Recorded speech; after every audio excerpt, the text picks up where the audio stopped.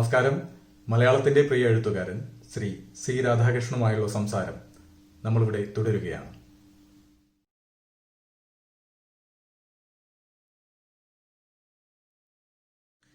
നമ്മുടെ ഈ സംസാരത്തിന്റെ ഏതാണ്ട് എല്ലാ വിഷയങ്ങളുടെയും ഒരടിസ്ഥാനമായി നിൽക്കുന്ന ഒരു ഘടകമാണല്ലോ ഗീതാദർശനം.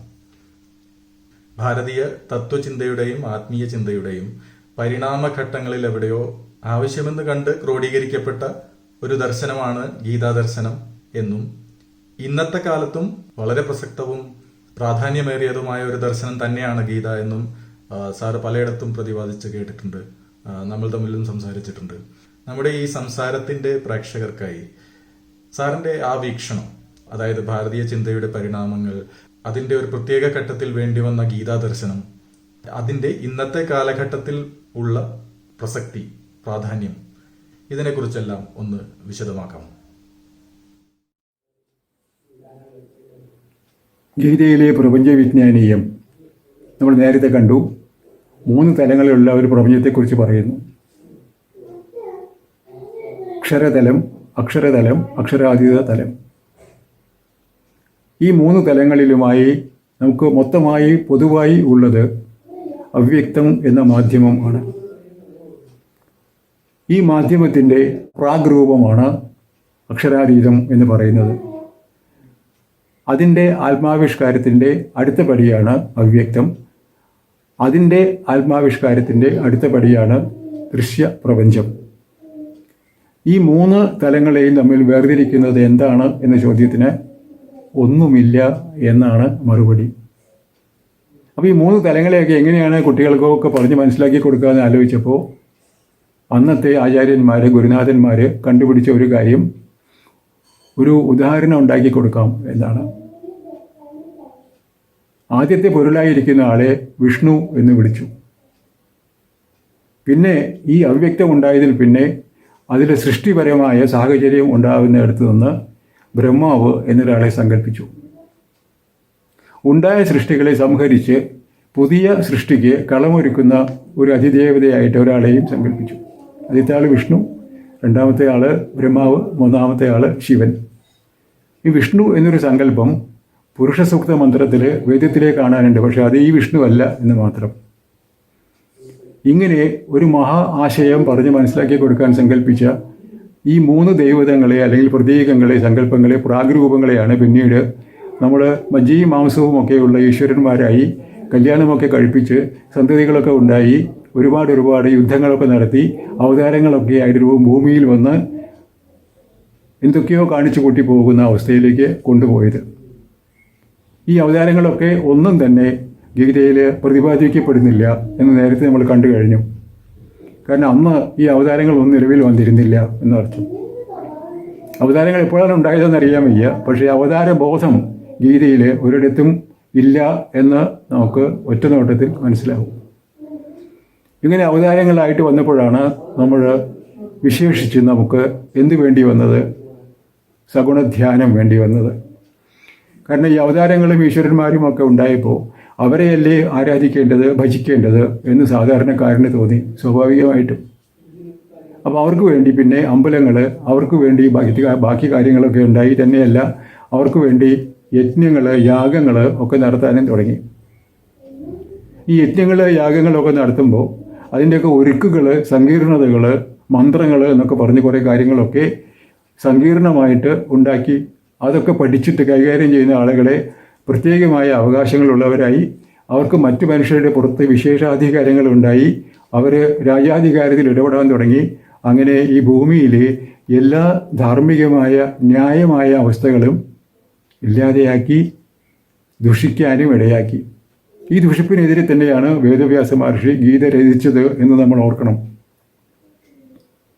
അർജുനൻ പറയുന്നുണ്ട് ജാതിധർമ്മത്തെക്കുറിച്ച്, കുലധർമ്മത്തെക്കുറിച്ച്, ക്ഷത്രിയ ധർമ്മത്തെക്കുറിച്ച്, സ്വർഗത്തെക്കുറിച്ച്, നരകത്തെക്കുറിച്ച് ഒക്കെ, യാഗങ്ങളെക്കുറിച്ച്, യജ്ഞങ്ങളെക്കുറിച്ച്, ഇങ്ങനെയൊക്കെയുള്ള കാര്യങ്ങൾ നിലനിന്നിരുന്ന ഒരു ദുഷിച്ച സമൂഹത്തിൽ അധികാരത്തെ ചൊല്ലിയുള്ള വടംവലിയെക്കുറിച്ചാണ് വേദവ്യാസ മഹർഷി തൻ്റെ ഇതിഹാസത്തിൽ പറയുന്നത്. ആ സാമൂഹികമായ അവസ്ഥയെ ഇല്ലാതാക്കുന്നതിന് വേണ്ടിയാണ് അദ്ദേഹം ഗീത ഉപദേശിച്ചത് എന്നുകൂടി ഓർക്കുക. അർജുനൻ്റെ ആ അവസ്ഥയിൽ നിന്ന് അർജുനനെ കരകയറ്റി ഈ പ്രത്യേകമായ ദർശനത്തിലേക്ക് കൊണ്ടുപോയി ബുദ്ധിമാനാക്കുക എന്ന വൃത്തിയാണ് അദ്ദേഹം ഗീത കൊണ്ട് നിർവഹിച്ചത്. അതുകൊണ്ടാണ് അതിൽ എല്ലാ പുരോഹിതന്മാരെയും തള്ളിപ്പറയുന്നത്, വേദങ്ങളെ തള്ളിപ്പറയുന്നത്. വേദത്തിലാണ് ഈ യാഗയജ്ഞങ്ങളെക്കുറിച്ചൊക്കെ പ്രതിപാദിക്കുന്നതും അതിൻ്റെ സങ്കീർണതകളൊക്കെ കുറിച്ചു വച്ചിട്ടുള്ളത്. വേദത്തിൻ്റെ വലിയൊരു ഭാഗം ഈ തരം കാര്യങ്ങളാണ് പ്രതിപാദിക്കുന്നത്. എങ്ങനെയാണ് അശ്വമേധം നടത്തേണ്ടത്, എങ്ങനെയാണ് നമ്മൾ അഗ്നിയജനം ചെയ്യേണ്ടത് എന്നൊക്കെ പറയുന്നത് ഈ വേദങ്ങളിൽ ചില ഭാഗങ്ങളിൽ ആണ്. ആ ഭാഗങ്ങളുടെയൊക്കെ അവകാശികളെന്നും ഉടമസ്ഥന്മാരെന്നും ഒക്കെ പറയുന്ന കുറേ പേര് പിന്നീട് അവരുടെ സ്വത്താക്കി അതിനെ മാറ്റി കൊണ്ട് നടക്കുകയും അത് വെച്ച് വിലപേശുകയും ഒക്കെ ചെയ്യുകയുണ്ടായിട്ടുണ്ട്. ഇപ്പോഴും ചെയ്യുന്നുണ്ട് എന്നുള്ള കാര്യവും നമ്മൾ അറിയണം.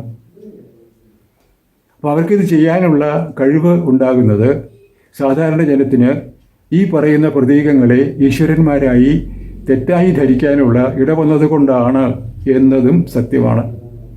അപ്പോൾ എന്ത് അവസ്ഥയാണോ ഇല്ലാതാക്കാൻ വേദവ്യാസ മഹർഷി യത്നിച്ചത്, അതേ അവസ്ഥ കാലാന്തരത്തിൽ ഇവിടെ അവതരിച്ചിരിക്കുന്നു എന്ന ദയനീയമായ സ്ഥിതി കാണാതിരിക്കരുത്.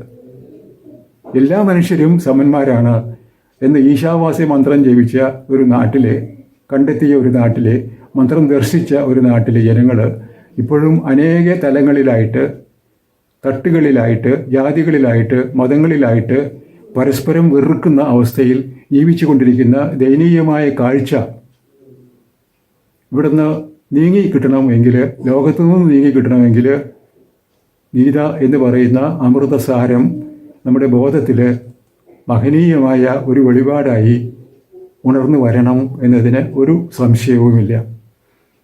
എനിക്ക് തോന്നുന്നത് ഈ കാലത്തെ ഏറ്റവും വലിയ യജ്ഞം അതായിരിക്കണം.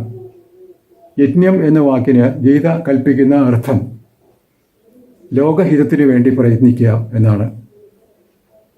യജ്ഞഭാവനയാണ് മനുഷ്യധർമ്മം. സനാതനധർമ്മം എന്ന് പറയുന്നത് യജ്ഞഭാവനയാണ്. അതായത് ഞാൻ എനിക്ക് വേണ്ടിയാണോ ലോകത്തിന് വേണ്ടിയാണോ പ്രവർത്തിക്കുന്നത് എന്ന ചിന്ത മുന്നിട്ട് നിൽക്കുന്ന പ്രവൃത്തിയാണ് യജ്ഞം എന്നർത്ഥം. സഹയജ്ഞ പ്രജാ സൃഷ്ടുവ എന്നാണ്. എല്ലാ സൃഷ്ടികളെയും സഹയജ്ഞക്കാരായിട്ടാണ് ഉണ്ടാക്കിയിരിക്കുന്നത് എന്ന് സാരം. അതായത് ഞാൻ എൻ്റെ പ്രവൃത്തി മറ്റൊരാൾക്ക് ആവശ്യമുള്ളതായിരിക്കണം. അയാളും ഞാനും കൂടിയാണ് ഒരു പ്രവൃത്തി ചെയ്യുന്നത്. അയാളും കൂടി മൊത്തമായി പ്രവർത്തിച്ചു കൊണ്ടാണ് ഈ ലോകം നിലനിൽക്കുന്നത്. അത് ലോകഹിതത്തിനായിരിക്കണം. ലോകഹിതത്തിനായിരിക്കണം എന്നുള്ളത് കൊണ്ട് എനിക്ക് എന്തെങ്കിലും പ്രത്യേകമായി സന്തോഷമുണ്ടാകാൻ വേണ്ടി ആയിരിക്കരുത്. അത്രയേ ഉള്ളൂ കർമ്മയോഗത്തിൻ്റെ ഒക്കെ അർത്ഥം. ഞാൻ ചെയ്യുന്ന പണി എനിക്ക് മാത്രം സന്തോഷത്തിനുള്ളതായിരിക്കരുത്. എനിക്ക് വേണ്ടി പാകം ചെയ്യുന്ന ഞാൻ പാപിയാണ് എന്ന് ഗീത പറയുന്നുണ്ട്. ആർക്കെങ്കിലും കൂടി കൊടുത്തിട്ടേ കഴിക്കാവൂ എന്നാണ് പറയുന്നത്. വേറെ ഒന്നുമില്ല കാര്യം. സഹയജ്ഞ പ്രജാ സൃഷ്ടുവ. ഈ ഭൂമിയിൽ ജീവിക്കുന്ന ഓരോരുത്തരും ലോകത്തിനു വേണ്ടി, ലോകഹിതത്തിനു വേണ്ടി ജീവിക്കുക. അതിനുവേണ്ടിയാണ് ജീവിക്കുന്നത് എന്ന ബോധം ഉണ്ടായിരിക്കുക. ആ ബോധത്തെയാണ് യജ്ഞബോധം എന്ന് പറയുന്നത്, യജ്ഞഭാവന എന്ന് പറയുന്നത്. ആ ഭാവന മാത്രമാണ് സനാതനധർമ്മം എന്നാണ് ഗീത പറയുന്നത്. വേറെ ഒന്നുമില്ല. വേറെ അർച്ചനയില്ല, പ്രാർത്ഥനയില്ല, നോമ്പില്ല, യാചനയില്ല, ഭിക്ഷാടനമില്ല, വേഷമില്ല, മുണ്ടനം ചെയ്ത ശിരസില്ല, കമണ്ടലുമില്ല, യോഗദണ്ഡില്ല, ഒന്നും തന്നെ ഇല്ല. ഇത്രയും മഹത്തായ ഒരു സൃഷ്ടി, നിർദ്ദേശം, പാഠം കയ്യിൽ വെച്ചിട്ട് നമ്മൾ ഭാരതഭൂമിയിൽ ഇന്ന് ഇങ്ങനെയൊക്കെ കഴിഞ്ഞുകൂടേണ്ടി വന്നുവല്ലോ എന്ന ദയനീയത ആരോട് പറയാൻ? എന്തുകൊണ്ടാണ് നമുക്കിത് ബോധ്യമാവാത്തത് എന്ന ചോദ്യത്തിന് ഒരു എഴുത്തുകാരൻ എന്ന നിലയ്ക്കോ ഒരു സാധാരണക്കാരൻ എന്ന നിലയ്ക്കോ എനിക്കിപ്പോഴും ഒരു ഉത്തരവും ഇല്ല. ഗീതയോടെ രണ്ട് തരത്തിലുള്ള സമീപനമാണ് നമ്മുടെ നാട്ടിലുള്ളത്. ഒന്നുകിൽ അത് ചുട്ടുകരിക്കണം. കാരണം അതുപയോഗിച്ചിട്ടാണ് ഈ നാട്ടിൽ സാധാരണക്കാരനെ ഇതുവരെ ആളുകൾ ചൂഷണം ചെയ്തിട്ടുള്ളത്. കർമ്മം ചെയ്യുക, കൂലി ചോദിക്കരുത് എന്ന് പറയുന്നു ഗീത എന്നിടം വരെ ദുർവാഖ്യാനം ചെയ്യപ്പെട്ടിട്ടുണ്ട്. വേറൊരു കൂട്ടർ അത് തലയ്ക്കടിയിൽ വെച്ച് ഉറങ്ങിക്കിടന്നാൽ മതി, പുണ്യം കിട്ടും, തുറന്ന് വായിക്കേണ്ട കാര്യമില്ല എന്നും പറയുന്നുണ്ട്. വേറൊരു കൂട്ടർ ഇത് സാധാരണക്കാരൻ വായിച്ചു പോകരുത്, വായിച്ചാൽ അവൻ്റെ ചെവിയിൽ ഈയം ഒരുക്കി ഒഴിക്കണം എന്നൊക്കെ പണ്ട് പറഞ്ഞിരുന്നു. കാരണം സാധാരണക്കാരന് ഇത് വായിച്ചു പോയാൽ അവരുടെ അത്താഴം മുട്ടും എന്നുള്ളത് കൊണ്ട് തന്നെയാണ് അങ്ങനെ പറഞ്ഞത്. ഇങ്ങനെ പ്രാഥമികമായി ഒന്നുകിൽ തലയ്ക്ക് വെച്ച് ഉറങ്ങണം, അത് മതി, അല്ലെങ്കിൽ ചുട്ടുകരിക്കണം എന്ന രണ്ട് സമീപനമാണ് ഗീതയോട് നമ്മൾ പുലർത്തി പോരുന്നത്. രണ്ടും പരമാബദ്ധമാണ് എന്നർത്ഥം. നമുക്ക് സ്വർഗം എന്നത് ഈ ഭൂമിയിൽ വിരചിക്കാൻ കഴിയുന്ന ഒരു കാര്യമാണ് എന്ന് ശഠിക്കുന്ന ഗീത അതിനുള്ള വഴിയായിട്ട് പറഞ്ഞു തരുന്നത് ഇതാ ഇത്രയും കാര്യങ്ങളാണ്, നമുക്ക് വളരെ ചുരുക്കി പറഞ്ഞാൽ.